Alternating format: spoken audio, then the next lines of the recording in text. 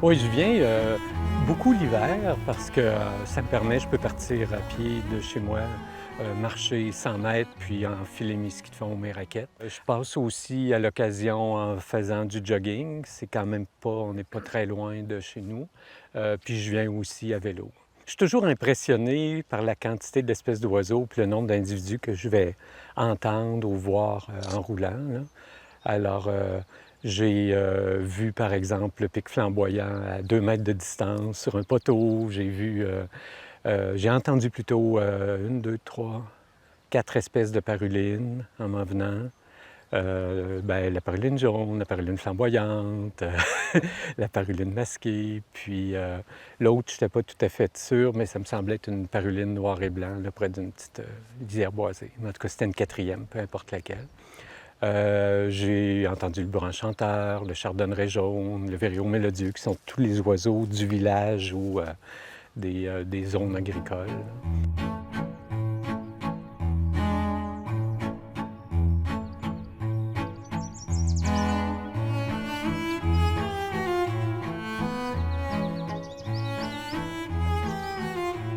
Au fil des ans, j'ai vu des choses vraiment intéressantes. La plus rare a peut-être été un hibou des marais qui a niché 2 années. J'avais trouvé l'arbre dans lequel était le nid. Le nid n'était pas au sol, c'était, disons, à peut-être 1 mètre. Habituellement, le nid de cet oiseau-là est au sol. C'était peut-être à 1,5 kilomètre derrière nous. Pendant plusieurs hivers, on a eu la chouette épervière tout près. Elle, je la vois plus rarement. Là, je pense au hibou parce que c'est toujours spectaculaire. De ce côté-là, là, le long de la petite côte, j'ai souvent eu le grand-duc, puis lui, je le vois encore assez régulièrement, là.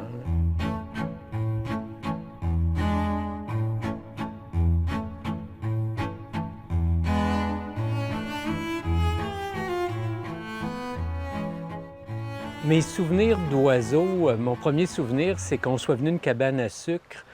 Je ne sais pas si c'était dans Neuville ou dans les Écureuils, mais on soit venu avec la famille de ma mère, là. Ça n'avait pas rapport avec nous ici.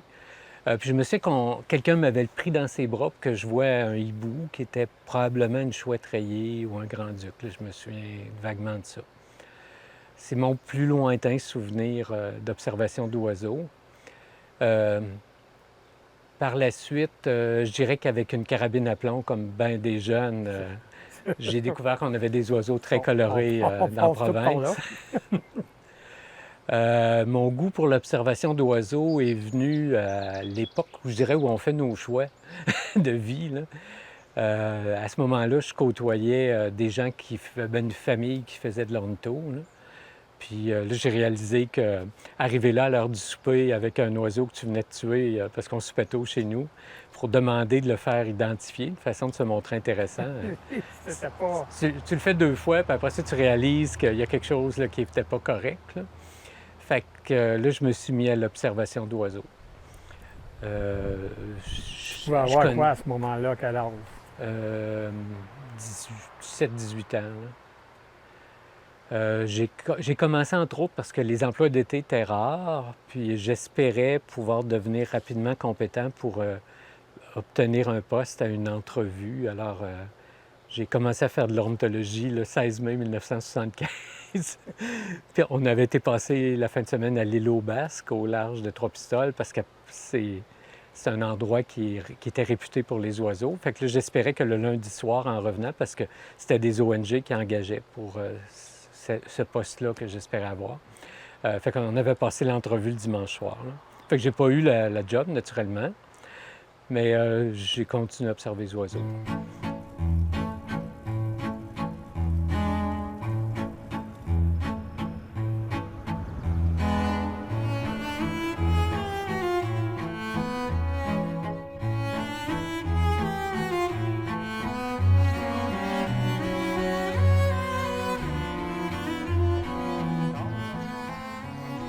Bon, moi, je sais que quand j'étais jeune, tu sais, c'était dans le savoir populaire, on entendait plutôt que les nids d'orioles étaient toujours au bout d'une branche d'orme. Mais dans le fond, quand on regarde l'orme avec son port en parasol, c'est évident qu'un nid qui est suspendu au bout va être facile à voir par quelqu'un qui est en dessous puis qui cherche le nid.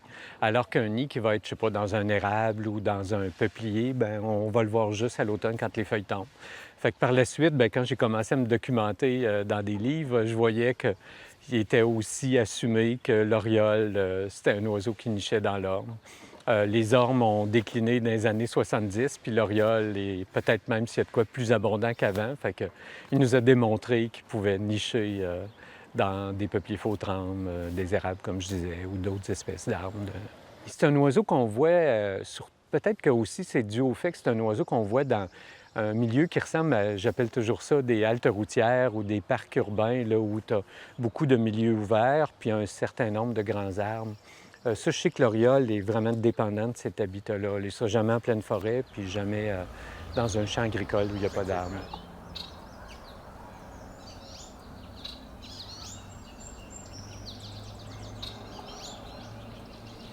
L'oriole, bien, je dirais que pour moi, c'est j'ai comme un peu mon trio d'oiseaux qui sont représentatifs de Neuville. Là. Puis dans ce trio-là, c'est pas un trio qui joue au hockey, malheureusement, mais les orioles, c'est une équipe de baseball. Mais l'oriole de Baltimore avec la paruline jaune, qui est peut-être la plus commune de nos parulines en ville, puis le viréo mélodieux que j'entends pas à l'instant, c'est trois oiseaux qui sont vraiment communs dans cet habitat-ci. Là. Alors, l'oriole, c'est celui qui chante le plus fort, c'est celui qui a le plumage le plus coloré, fait que c'est peut-être celui que les gens qui connaissent pas bien toutes nos espèces d'oiseaux vont détecter. Mais quand on sait que les trois sont là, on trouve un oriole, on dit il va y avoir un viréo, puis il va y avoir de la paruline, puis si on trouve un viréo, on dit ah, il va y avoir de l'oriole aussi. Fait que c'est vraiment un oiseau typique. Il est abondant. Je ne sais pas quelle grandeur a le territoire, mais juste moi, j'habite à 300 mètres de l'église, moins de 300 mètres de l'église. Puis j'ai au moins un autre individu chez moi. Là. Puis souvent, j'en entends deux qui se répondent.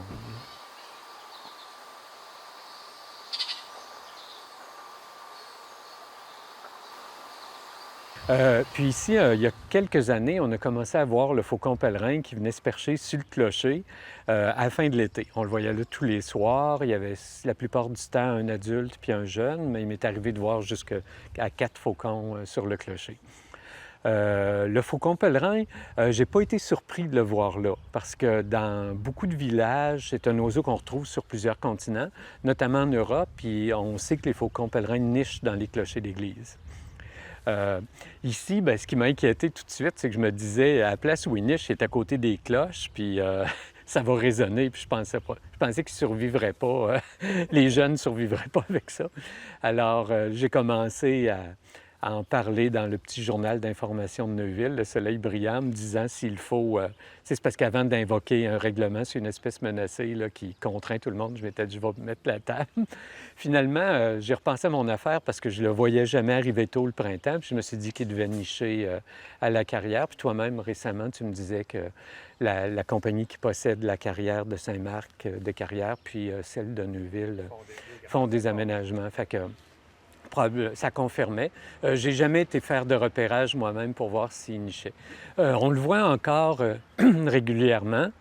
Je dis quand on le voit, on l'entend aussi, parce que quand tu habites proche de l'église, tu l'entends arriver, puis ça crie. En tout cas, les jeunes crient sans arrêt.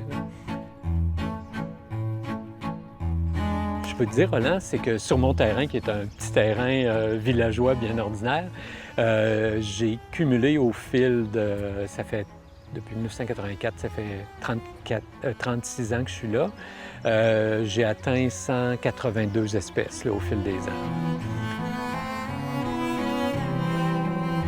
Mon père baptisait les oiseaux ou utilisait les noms que les gens du village donnaient. Là. Comme, je sais pas, le jonco ardoisé, ça c'était la nonnette, parce que le jonco est noir avec les dessous blancs, fait que c'était un peu comme une religieuse. Il y avait la poule de bois qui était le pic flamboyant, parce que les vieux dans le Neuville disaient que ça gloussait. Le merle, curieusement, mon père savait son nom. C'est probablement que c'était assez répandu.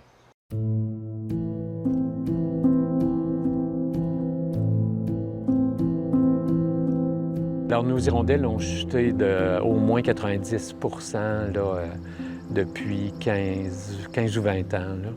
Puis, ils continuent de décliner. Là. Puis, je vois pas trop, à part une diminution des insectes, qu'est-ce qui pourrait expliquer tant que ça son déclin, parce que toutes les espèces déclinent, autant celles qui font des terriers dans le sable que celles qui nichent dans les trous d'arbres ou nos nichoirs, que celles qui nichent comme l'hirondelle rustique qui se font des petits nids avec de la vase. Là. Alors, ils sont tous en train de décliner, celles des villes, celles des champs.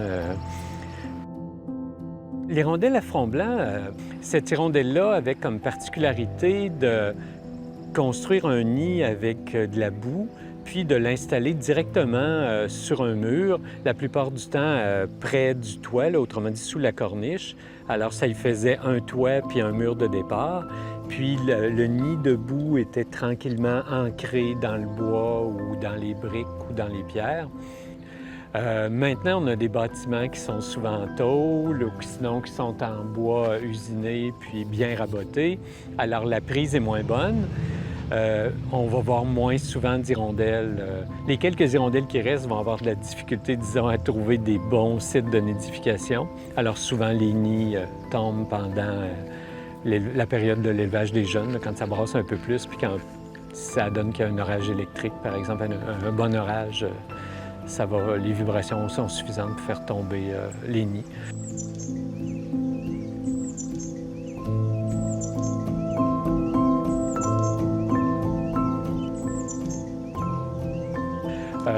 On va en trouver maintenant, paradoxalement, souvent sur d'autres types de structures, comme les viaducs.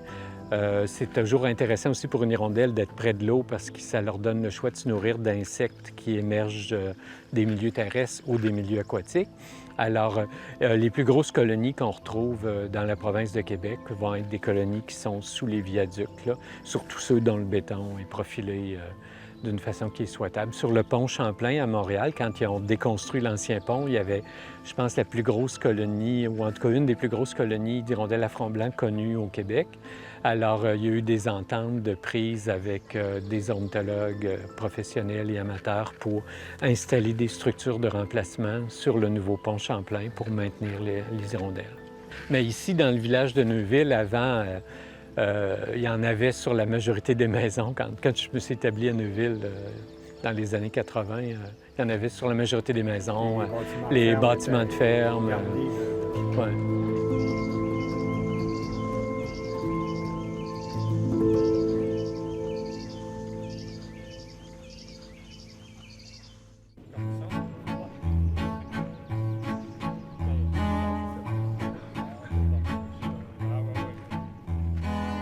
Ça a pris le dessus sur beaucoup de choses.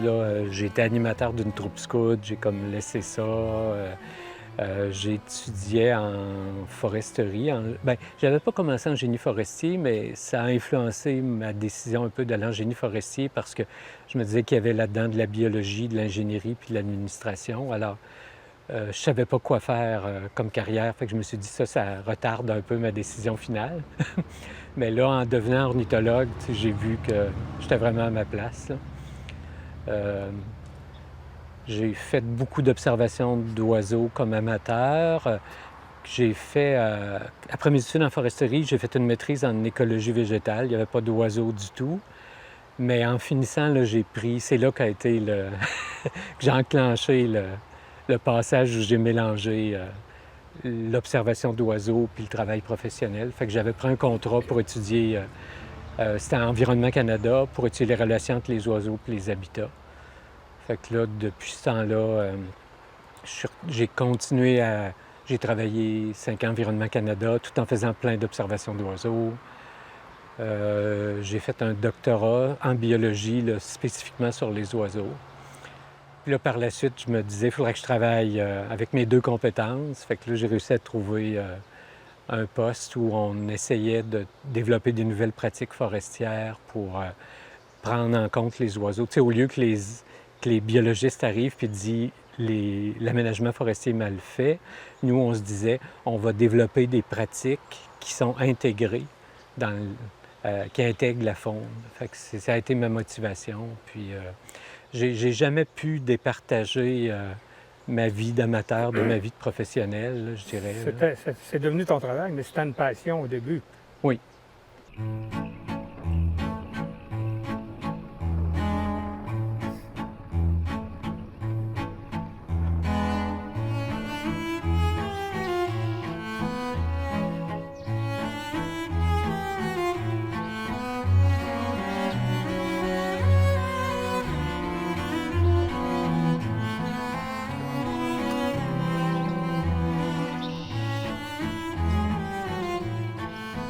Le marais, ben, c'est sûr que c'est un habitat, quand on voit ça, des quenouilles, tout le kit, c'est pas nécessairement attirant. Mais d'un autre côté, c'est des milieux uniques. Puis dans la région de Québec, dans le comté de Portneuf en général, naturellement, c'est rare. Parce que c'est comme des milieux de transition. Puis tu sais, si on les laisse aller, ils vont se transformer en marécage. Finalement, les arbres vont pousser. Puis là, l'eau va tranquillement être pompée par les arbres, puis le marais va finir par s'assécher. Alors, on en a relativement peu. Je dirais que, d'une certaine façon, dans le comté de Portneuf, c'est notre seul marais artificiel de grande ampleur qui a autant de quenouilles. Alors, quand ce marais-là a été créé ici, bien, on a vu une augmentation de la diversité dans le comté de Portneuf, la diversité d'oiseaux, naturellement.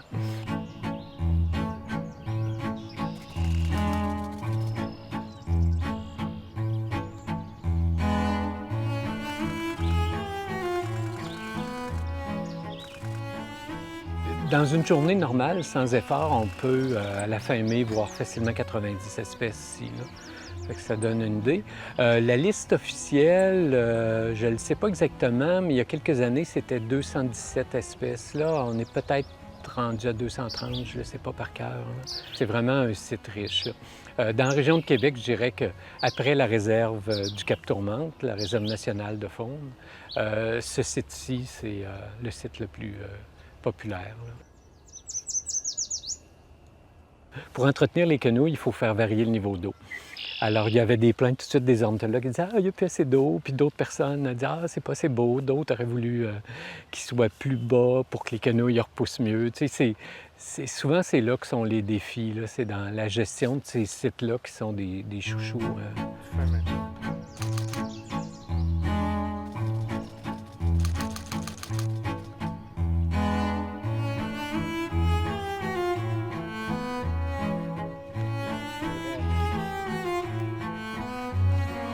Une chose qui m'a beaucoup impressionné en faisant une sortie avec mon père ici, il était ami avec... Mon père était né ici, fait qu'il y avait des voisins qui avaient encore des terres.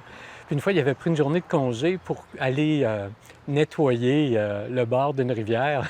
Aujourd'hui, je serais pas d'accord, mais à l'époque, j'étais allé avec eux, puis ce qu'ils avaient fait, c'est qu'il y avait une rangée d'aunes qui poussait sur le bord de la rivière Anat, là, qui serpente derrière le village. Puis on avait enlevé les zones, des zones toute la journée sur la terre. Là, il n'avait. Bon, je pense qu'on a fait 2 terres de large, je pense qu'on a fait un voisin aussi. Cette journée-là, j'ai réalisé qu'on pouvait manipuler l'environnement. Fait que ça a été une révélation. Puis ça m'a toujours resté.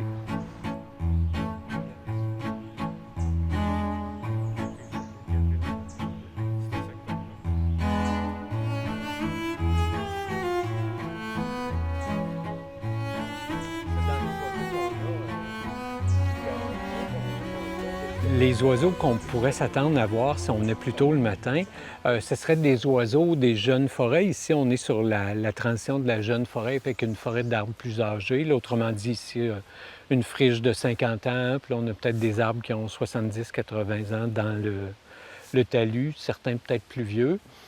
Alors, on va dans ces peuplements de cèdres-là, il n'y aura pas une grande diversité. Mais par contre, c'est là qu'on va voir nicher la Gélina tupée. Le sol est assez dégagé, c'est un habitat de prédilection. On va voir aussi souvent le grand pic qui affectionne les vieux cèdres. On le voit là l'hiver, entre autres. La chouette rayée s'observe ici, je ne sais pas pour quelle raison, peut-être parce qu'elle est plus facile à voir, je ne sais pas. Pour le reste, quand on va aller plus dans les forêts de feuillus, où il y a une érablière ici en bas, au bord du fleuve, dans ça, on va voir tous les oiseaux de l'érablière, c'est-à-dire les grives, des parulines qu'on n'a pas encore vues aujourd'hui, comme on va avoir la paruline à gorge noire, la paruline bleue, la paruline à tête cendrée, la paruline couronnée, etc. On va avoir le pic maculé qui est un pic spectaculaire. Quoique samedi, j'en ai vu un ici sur la digue. Là. Je ne sais pas ce qu'il faisait sur la digue, mais c'est un oiseau de forêt. Alors, on voit toutes ces espèces-là. Au sol, il va y avoir le bruant gorge blanche qui niche. On ne penserait pas que ça va nicher dans ce genre d'habitat-là, mais ça niche ici. C'est ça, on a aussi le passerin indigo qui niche ici. Mais ça, on a un ou deux couples, pas plus. Ouais. Puis, voyons, il y avait une autre affaire. Le petit au lieu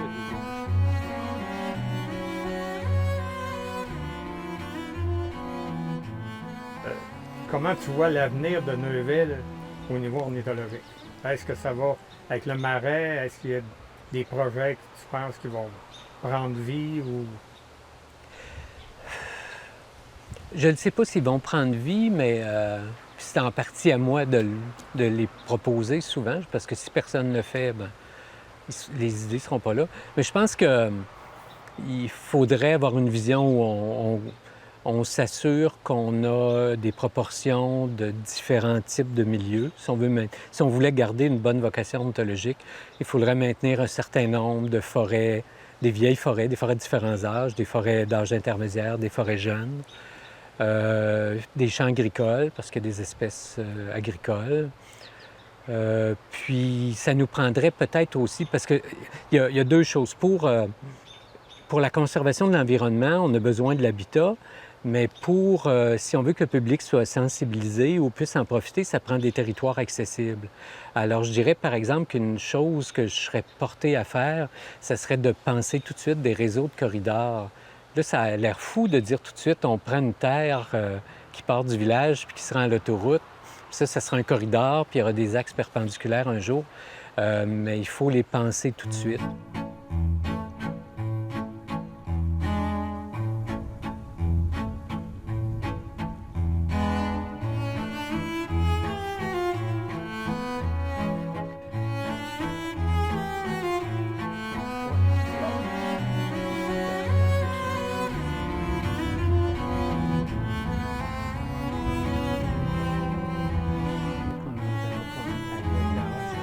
La marée très, très basse.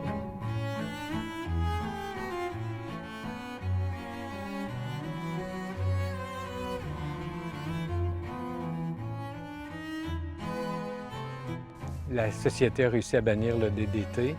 Ça a pris 20 ans avant que le pigargue commence à monter. Ça y a repris un autre 20 ans à devenir, je dirais, commun, là, comme il est maintenant. Puis là, je pense qu'on a des populations pas mal en santé de pigargue. Est-ce qu'il y a une nicheur dans le secteur? Oui. Oui. On ne trouve pas facilement les nids. Il y en a un peu à l'ouest du Marais Provencher, je suis persuadé, parce que j'ai souvent vu le pigargue, mais il serait dans des grands pins, c'est des terres privées, puis c'est relativement inaccessible. Je suis aussi persuadé que dans les 4 qu'on aperçoit là-bas, il y en a un aussi. Là. Même dans un... Je ne sais pas dans quelle sorte d'arbre, là, je ne me souviens plus par cœur, mais il est dans un grand arbre, possiblement un feuillu, en tout cas qui est dans le cap. Là. Le record à Deschambault, je pense que c'est 28, qui étaient visibles d'un seul coup d'œil un automne. C'est pas moi qui les ai vus. Mais ici, disons que supposons qu'on fait une sortie en kayak en été, c'est pas rare d'en voir 5-6. Puis c'est rare quand on n'en voit aucun en 2 heures. Son alimentation est principalement quoi? Surtout des poissons. Il mange... c'est pas un animal, c'est pas notre rapace le plus agressif. Alors, il n'est pas non plus super efficace pour capturer ses proies. Fait que, il va prendre des poissons qui feraient, l'image qu'on a en Colombie-Britannique dans les rivières à saumon, bien, les poissons n'ont pas beaucoup de marge de manœuvre parce qu'ils sont dans très peu d'eau. Ici, ça peut être des grosses carpes. Mais ça va être aussi, s'il y a des canards ou des oies blessés, il va s'en prendre, ces animaux-là. Là. Mais il ne mange pas de mammifères. C'est vraiment un spécialiste des animaux aquatiques. Là. Fait que, bizarrement, je dirais que c'est un animal aquatique, là, le pigargue à tête blanche.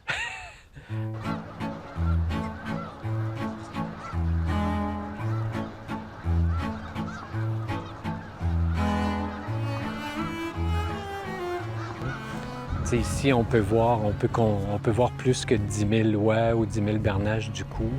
Il m'est arrivé de compter, je pense, on appelle ça un radeau quand il y a un groupe compact d'oiseaux, de canards de mer, là. Fait que je me suis... en tout cas, on l'appelle techniquement un canard de mer, mais c'était un rassemblement de petits fuligules puis de grands fuligules, là. Puis je pense que, me semble que j'ai déjà compté plus que 20 000 là, ensemble, là, qui flottaient puis qui dérivaient, qui remontaient puis redescendaient le fleuve au gré des marées.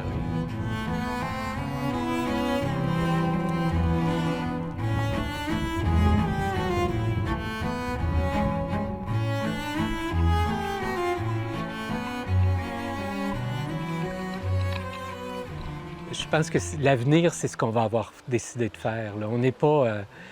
c'est sûr que je ne pourrais pas dire que je ne suis pas pessimiste quant à l'état de la planète puis le futur de la planète, mais je pense que plus localement, plus régionalement, on a beaucoup plus d'emprise sur ce qu'on va faire de notre environnement, puis on a le choix de le dégrader ou de l'améliorer ou de le maintenir.